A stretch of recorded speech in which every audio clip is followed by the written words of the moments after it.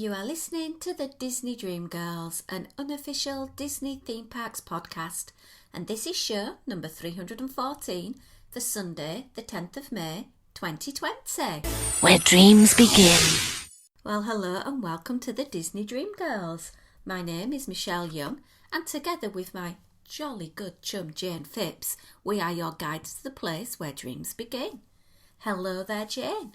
Hello there, Michelle. And more importantly, how are you, Michelle? I'm doing good. I have pretty much got a voice. I still have very little energy. You know, it takes a while to get around the house because I live in a 4-storey house. So Lots of stairs. Yeah, so to get from one level to another level, like going from the lounge to the bathroom or the lounge to go outside and enjoy my coffee al fresco in the nice glorious sunshine, takes an effort. And then I start getting wheezy and then I start coughing and then, yeah. But the brilliant news is I had a retest and the retest came back that there was no live virus. So it's just Good. really now I've got a whole range of exercises to build my lungs up, and it's just building myself up, repairing the damage, I gather, and trying to get things back on track, because it seems, for me, it's very weird getting out and being able to go out and still being quite fearful, because there's still no evidence to say that because I've had it once I won't get it again. You know, it's just very vague, so I'm worried, I'm concerned, I'm scared of getting it again because I don't know whether next time it'll be even worse or I'll be asymptomatic or what. I'm thankful that my son didn't get it. My 2 daughters haven't had it, but my daughter's partner did. But I have some face masks on the way from the lovely Angie, so I can't wait. They should be here anytime, so I can't wait to be able to use them, and I think it'll give me a sense of security that I've got the face mask, I've got the antibacterial gel, I've got my social distancing. I feel I've got everything in place so that I know I'm doing everything I can, and hopefully lightning won't strike in the same place twice. Yeah, I think that's all we can do though, Shell, isn't it? Is do as much as we possibly can to protect ourselves, and by doing so we're then protecting others as well, aren't we? And all you can do is place the odds in your favour, so to speak, and fingers crossed, touch wood and all that malarkey, that, you know, as you say, lightning doesn't strike twice. Yeah. Hopefully in the next couple of weeks I'll be able to get back to doing a bit of work from home, building that up, and then obviously the day we release the show, our government are going to start talking about how we're going to get back to normal with a phased return.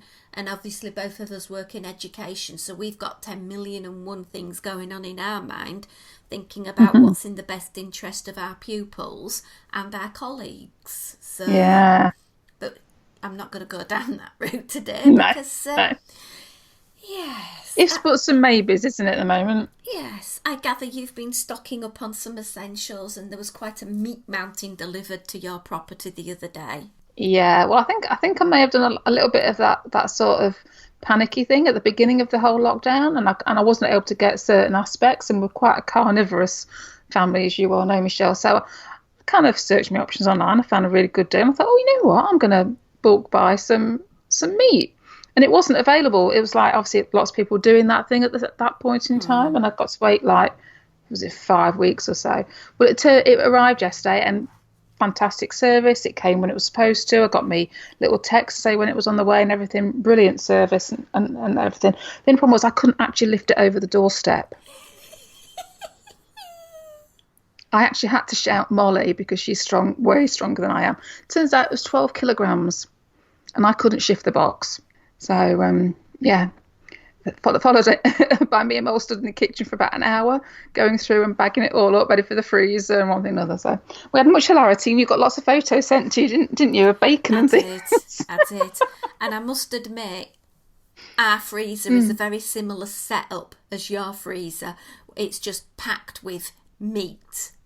Although I was able to acquire a little treat for myself, and we may mention this later on, but it is my birthday this coming week, and It is. a neighbour very kindly acquired the Marks and Spencer's Percy Pig ice cream for me, and on my birthday I intend to have some Percy Pig ice cream, and I am going to have some Mickey waffles or Mickey pancakes, not decided yet which. I may have a go at recreating my favourite ones, but yeah. So I was glad I could just about crowbar it in. I had to move the frozen sprouts to one side so I could just about put it in. And then I put the sprouts on top to deter anybody else in the house attacking my ice cream because it's mine. I'm going to say there's a decision and a half, isn't it? What do you do? Keep the sprouts or throw them? Oh no, I love sprouts. Seriously. Oh, me too, don't worry. Since I've learnt how to cook them properly, because my mum, as I was growing up, my mum had cooked sprouts and they'd literally be boiling for 7.5 months, and they'd come out on the plate looking brown and pitiful, and literally they had the consistency of wet toilet roll, and they were just bleh. But yeah, roasting them with a bit of butter and some seasoning. Mm-hmm. So Definitely the way to go. So go on then, Michelle. Seeing as you're going to have a birthday in lockdown, what's your dream birthday ideally would it be? well, I mentioned to start with just then that my favourite breakfast in Walt Disney World is the Kona Cafe macadamia nut pancakes. So I'm hoping to ensure that on the shopping order this week I will have some macadamia nuts, and I'm going to have a go at making some Disney Mickey shaped ones, have a go at making up the pineapple relish that goes on the side. So I think I'm going to start my day with that. I will probably wear a Disney dress all day, even if I am just walking around the house. I don't care. No? Good for you. I'll probably wear that. It's pale blue and it's got all the Disney different snacks on it. Yeah. I'm a Disney foodie. So I will be sat in the garden having my breakfast, probably wearing that, and everyone thinking, oh my God. I'll probably wear ears as well, just to, yeah. So if I have to go out to the shop or anything that day, I will be wearing my ears, my face mask, and my Disney dress. At least that'll ensure everybody stays well out of your way. True. After about a year of dreaming, the other day I was able to click purchase on the Lego train for Disneyland, and I've wittered about this for so long. At Christmas I was supposed to get it utilising annual pass discount, but it didn't really apply, and then I realised I didn't have space in my suitcase to bring it home because it's a huge box. So the other day, as I was going through trips and cancelling off trips and putting claims in through my American Express card, I noticed I had quite a lot of American Express bonus points, and I thought, oh. So I investigated, and they were able to be turned into £100 worth of American Express gift cards. Ah, okay. And they were available online straight away. So I thought, well, that's £100 that I could get off either the castle or the train set, because I ummed and ahed, and our friends on the Disney Dream Girls podcast family did help, and I was there for the castle until I saw on Amazon it was £150 more than it was on release. And I thought, do you know what? I'm just not happening. Yeah. So I basically ended up with the train, which, to be honest, I believe fate has guided me in the right path, because I have wanted the train for forever. So maybe if it's arrived, we'll have a little bit of Lego building. I'm kind of hoping, because I am married to an electronics engineer, he'll be able to do the lighting up kit for me, because I'm not paying £60 for it off Amazon. So there'll be some Lego train building going on. I'll be very giddy. No idea where that's going to stay up all the time, but I am looking forward to controlling it via the app on my phone. The rest of the day really is just going to be fitting in some Disney snacks. I love a good burger, And I think my favourite burger that has ever been consumed on Disney was available over at the Village House in Disneyland, and they did a pastrami Angus burger. Ooh. Oh, with onion rings. Oh, Jane, nice. I'm salivating. So I think that'll be featuring. The husband has said he's going to bake a cake. Oh, do you trust his baking capacity? Well, at the weekend I did teach him how to bake one. I went through the process, and we ended up with a Victoria sandwich with Biscoff cream filling with blueberries, and I sort of went through it all. I flavoured the sponge with amaretto, which was amazing. So hopefully he will, and the house won't burn down. And then other than that, really, I've no idea what will happen because it's a lockdown birthday, so I can't be with my loved ones. I can't have my mum round. I can't see my daughters. So it's just going to be, like everybody else who's had a birthday, making use of FaceTime and, making the best of it. Yeah, I think that's all we can do. I do know what I'm getting. You do know what you're getting. Yes. Thank you to the lovely Anthony Markham. Tom was able to order the Flower and Garden hoop earrings by Rebecca Hook, and they are literally zooming their way from the United States as I speak. Oh, fingers crossed they get there on time. I think it's pushing it because 7-day delivery from the US is a bit tight, but we'll see. I'm You never know.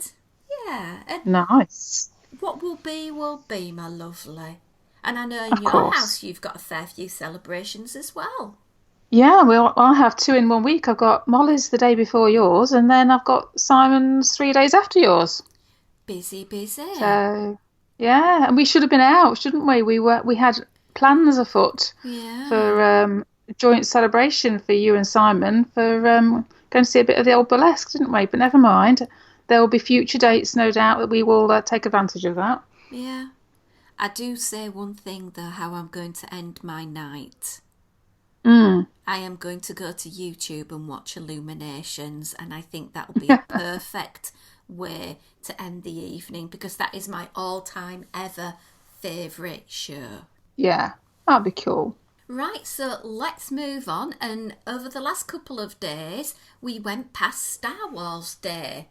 Did you do anything to celebrate, Jane? Did I do anything to celebrate? Well, not really, no. I wore a Star Wars t-shirt. Yeah. Does that count? Of course it does. So I wore my Star Wars t-shirt.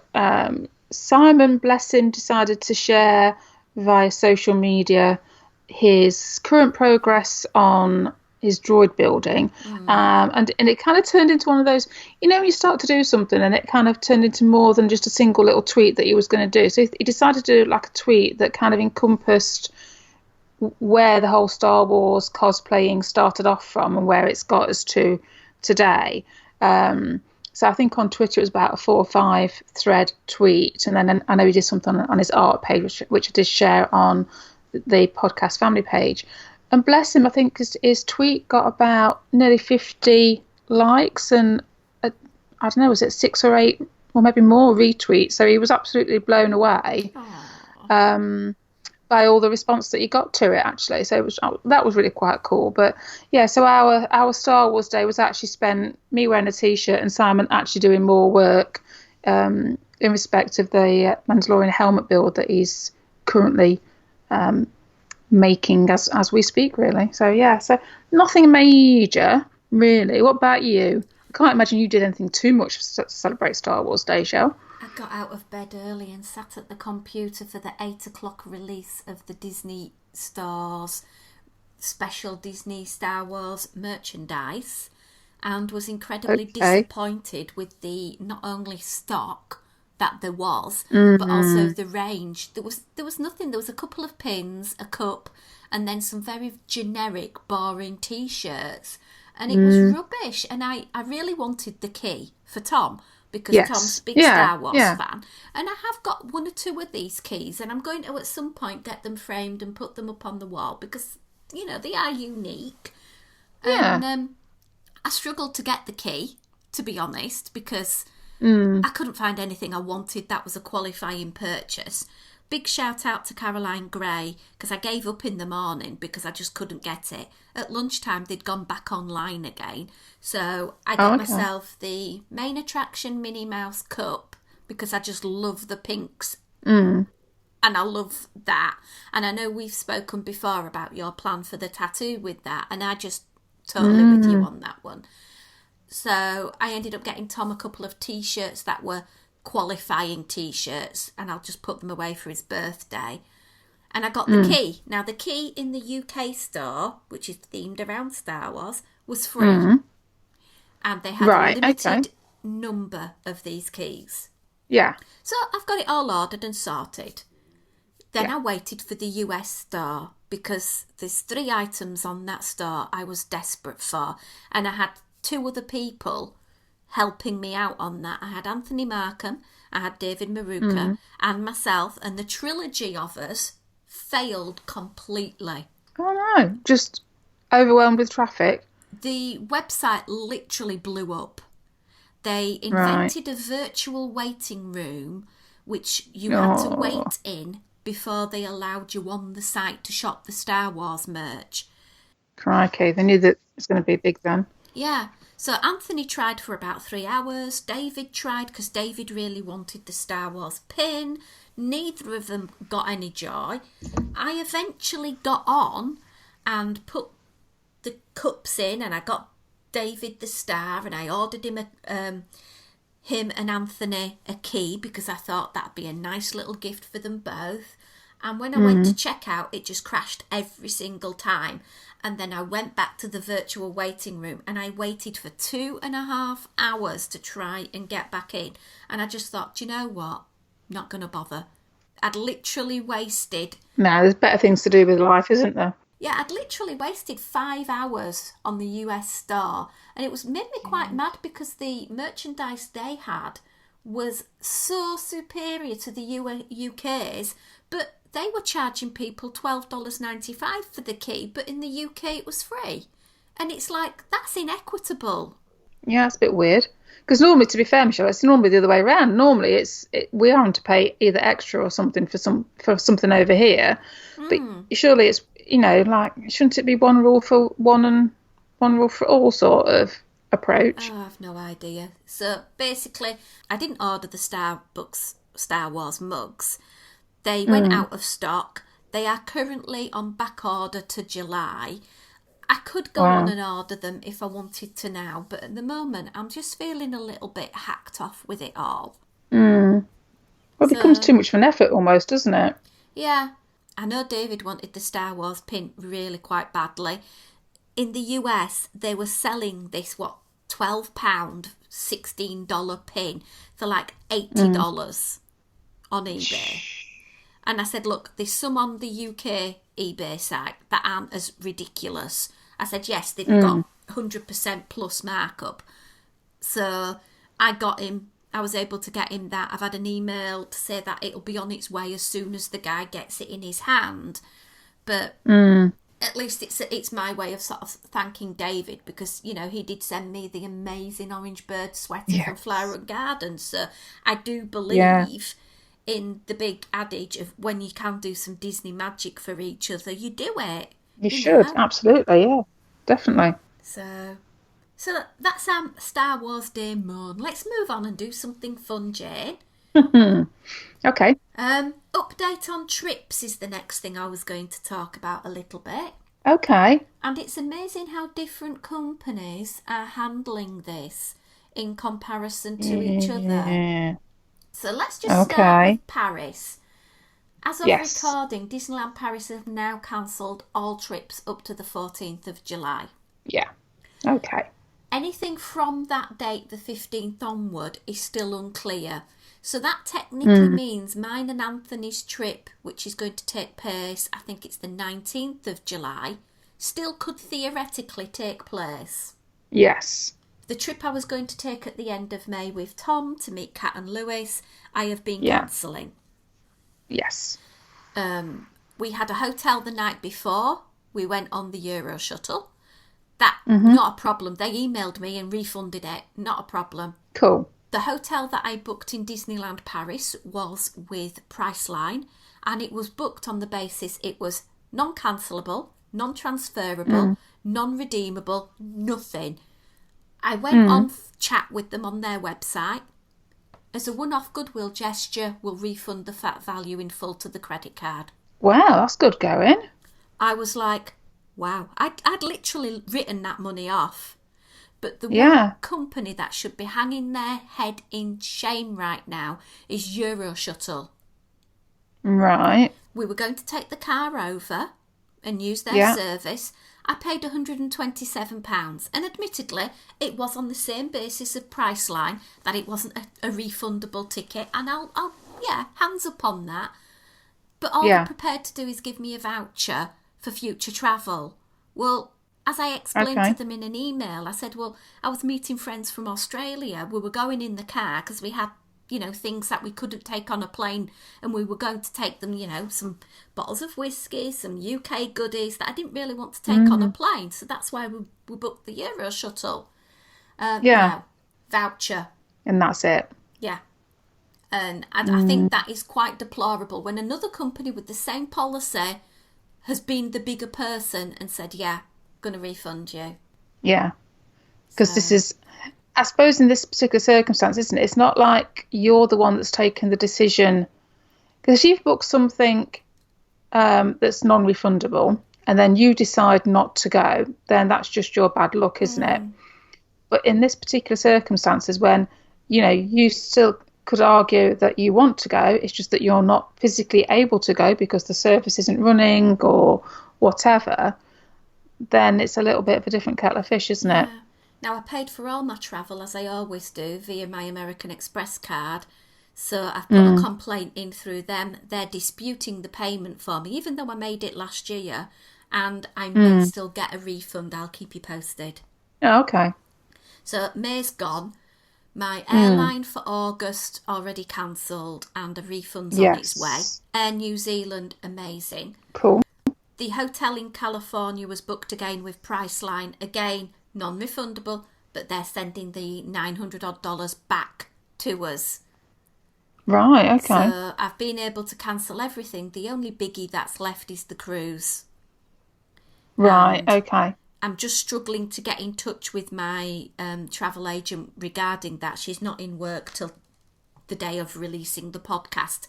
And to be honest, my voice is okay, but do I have 3 hours to wait on hold to get in touch with Disney Cruise Line when I've got a travel agent to do it? So I'm hoping that they'll come back with some clarity for me on what my options are, because I won't be doing the cruise this year.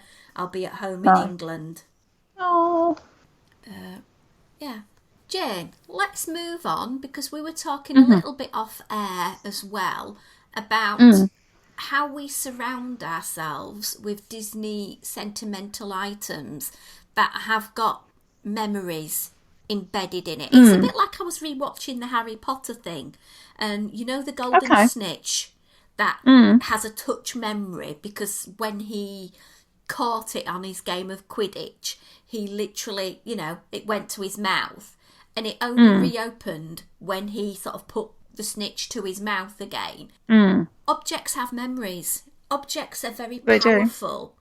So I was just wondering if we could share some of the things that we've been blessed to have from trips and share some memories with people. Okay.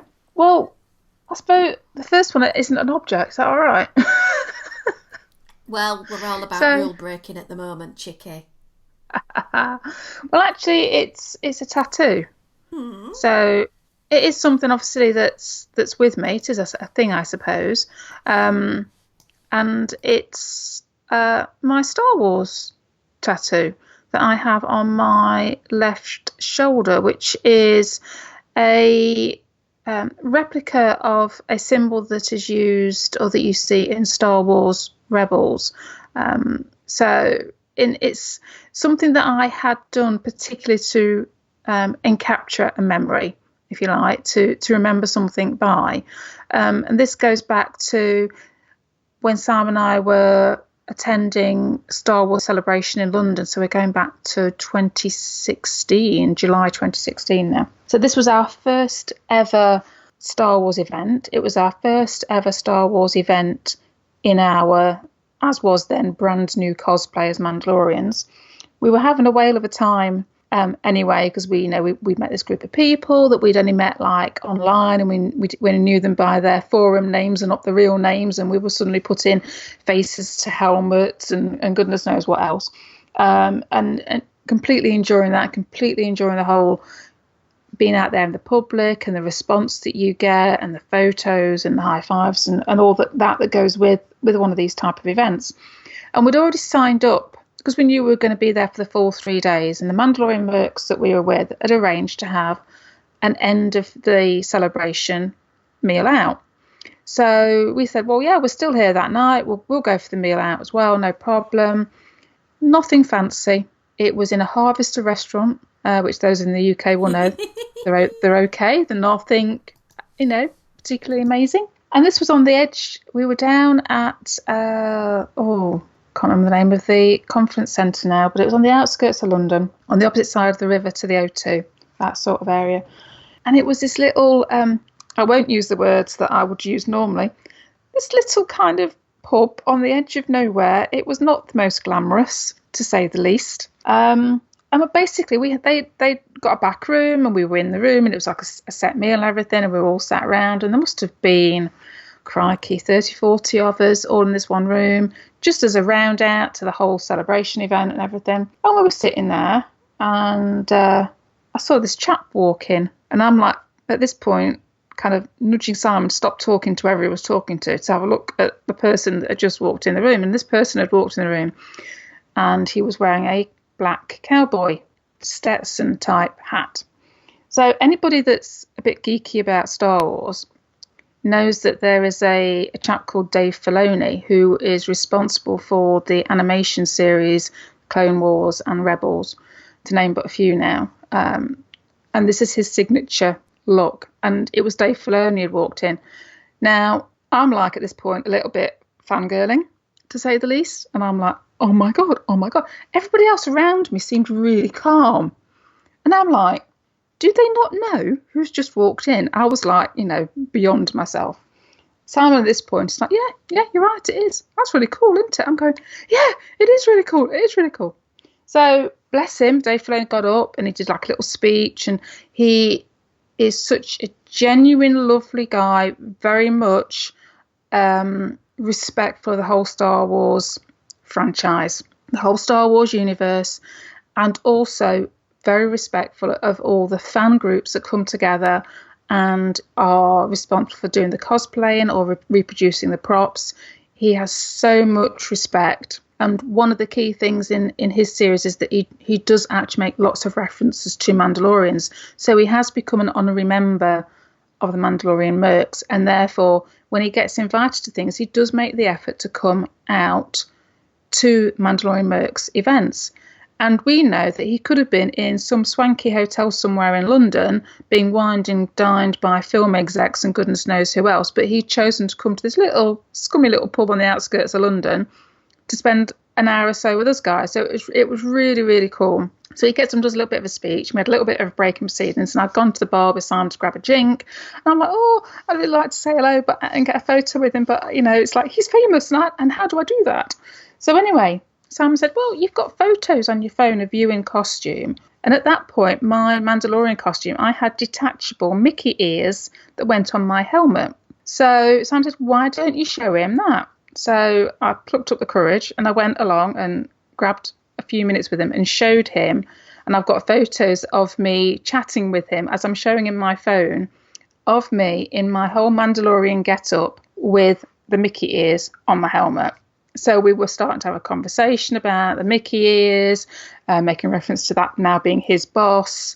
And he was almost saying, oh, yeah, well, there could be some sort of antennae or, radar sort of device on the helmet. So, and I'm joking away that, if ever I see, round-shaped things on Mandalorian helmets in the future, then it's my copyright and all this type of stuff. And that was great. And we had lovely interaction and photos and everything with him. And then at the end of, getting towards the end of the evening, he came over to where we were sat, because we were sat with a few of the guys who are on the main committee, if you like, of the UK Mercs at that point. And he came over and said ta-ra to us, said goodbye to us.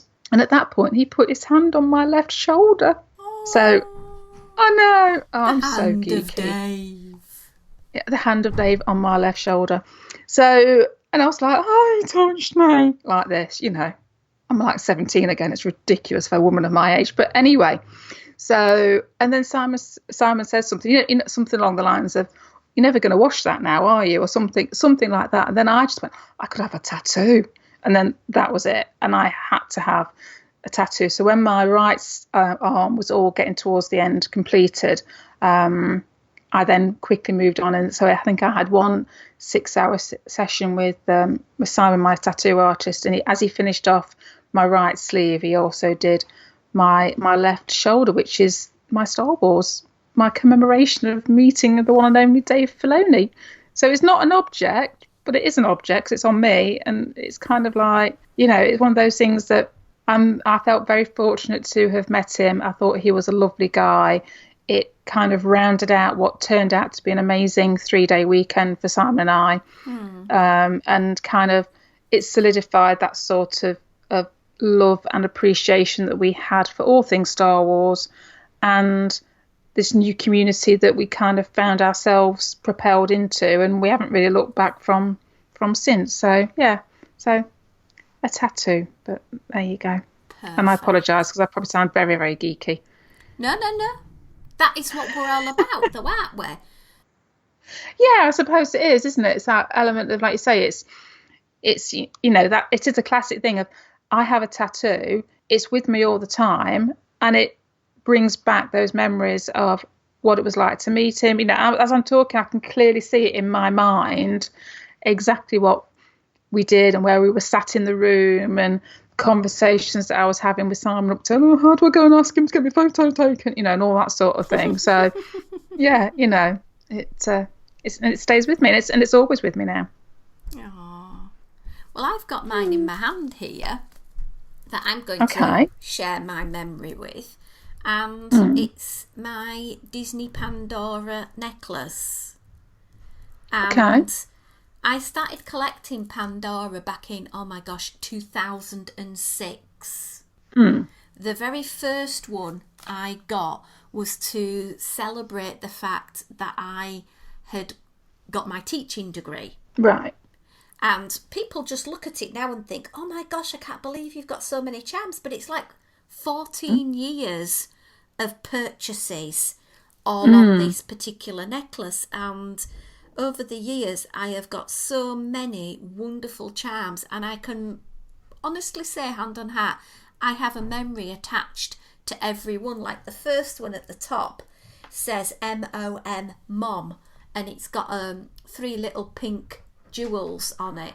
And when you think that in the UK we do call each other Mom, we call each other Mum, this was a reminder of our 2010 first trip to Disney, and the kids and Tom bought it for me, and I just love it because one, the little pink charms make a hidden Mickey, and it's not even a Disney one, it's just a Pandora generic one, but it's got great memories.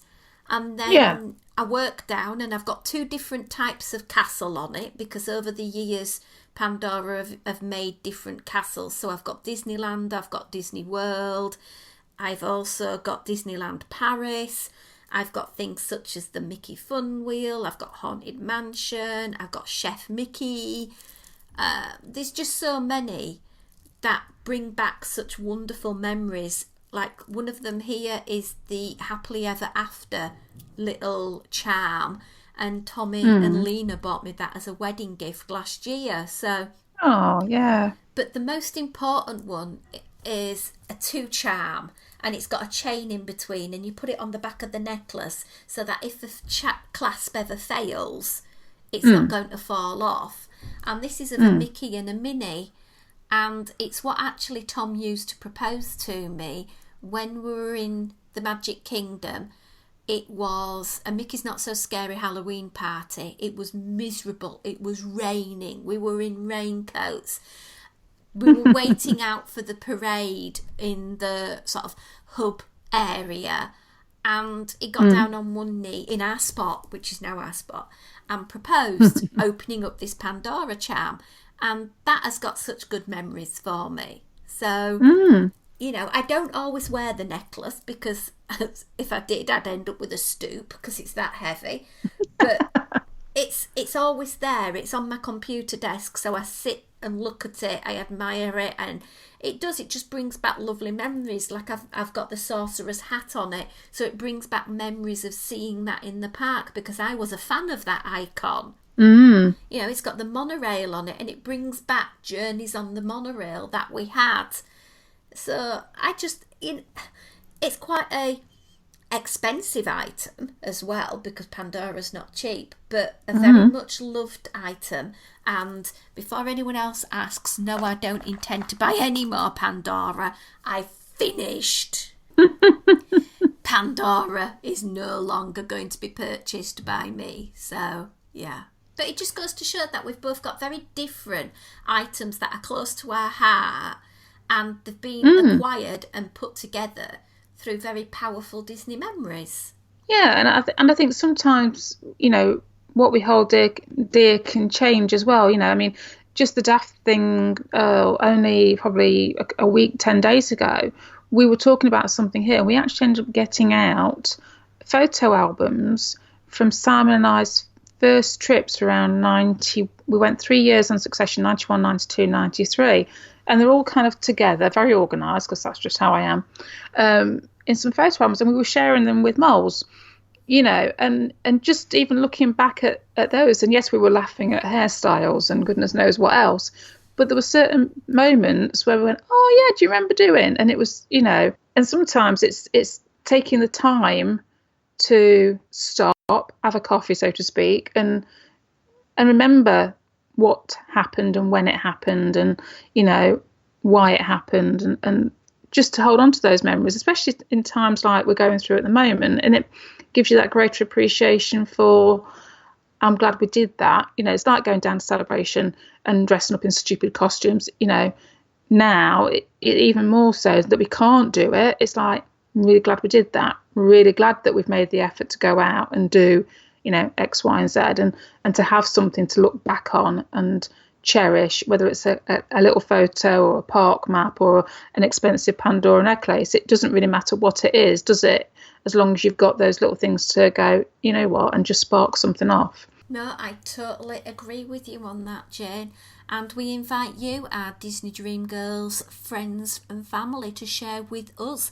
What do you have? What do you collect that you hold close to your heart? It may be something non-physical. It could be something just as silly as some park maps from a past trip. I know I finished my pressed penny collection, and I remember going round Disneyland and Walt Disney World like a loony, going and getting all of these different pressed pennies, and I did enjoy putting it together. So we'd love to hear from you. What your Disney memories that you hold tight and close to you. Share some of your collections. We'd love to hear from you. You can tweet us at DisDreamGirls. You can share your pictures and memories over on Instagram, again, at DisDreamGirls. You can email info@DisneyDreamGirls.com.